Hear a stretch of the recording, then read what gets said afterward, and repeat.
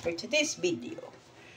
So, itong bulaklak na to, alisin natin. Lagay natin sa lagayan na may tubig. Actually, nawala yung flower vase namin. Di ko alam kung saan ko nalagay. So, gagamitin ko isang pitcher. Pitcher. As you can see, guys, ginagamit natin is pitcher. Pitcher. Pitcher. O, diba? Diba? Baka tayo ay matinik nito. Napakatinik pala itong bulaklak na ito. Tama na ba ito? Ang sayang naman ito eh. Putulin ko lang. Ayan.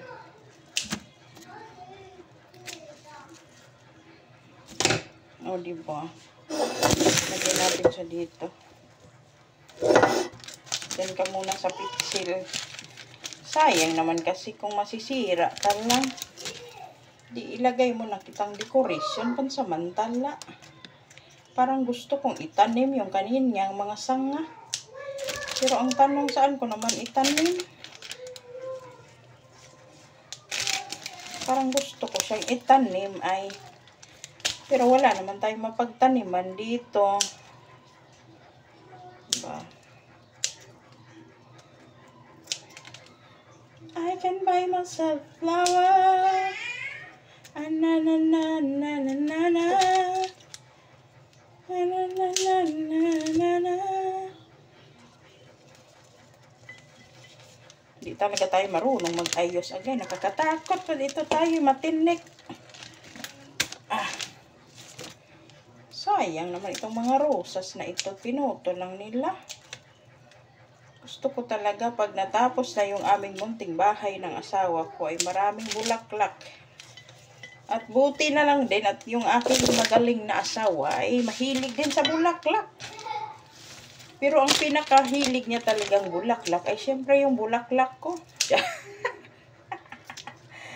Sa lahat ng bulaklak na hilig niya, yung bulaklak ko talaga ang ayaw niyang tigilan.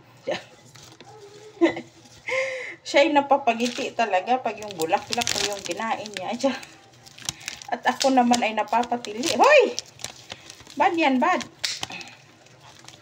But actually, hindi yan bad. Masarap yun.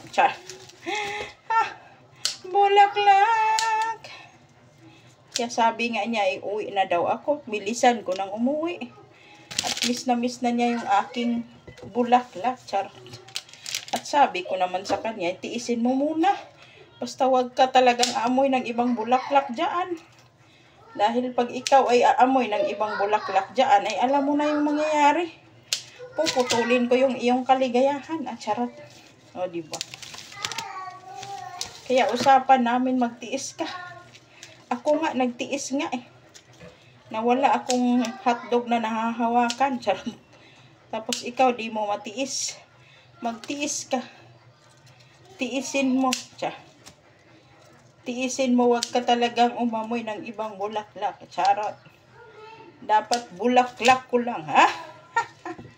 O diba? Malapit na tayong matapos. O maganda na. Bakit kaya ako wala pa natanggap na bulaklak eh? May natanggap lang akong bulaklak dito. Yung alaga ko galing sa school nila. Binigyan ba naman ako bulaklak ng damo? Yung damo-damo sa labas na may bulaklak. Kumuha yung aking alaga, binigay sa akin eh. Tuwang-tuwa pa de, binigyan daw niya ako ng flower. Pagkatingin ko sa labas, bulaklak pala yun sa labas. Yung mga damo-damo na namumulaklak. Pero at least nag-effort yung aking alaga na ako bigyan ng bulaklak. Ay, diba? O, diba? Ito maganda na siya. Picture lang ang katapat. O, diba? Bulaklak! Bulaklak! Pinaka-paborito ng mister ko yung bulaklak ko. Diba? Oh, ang ganda!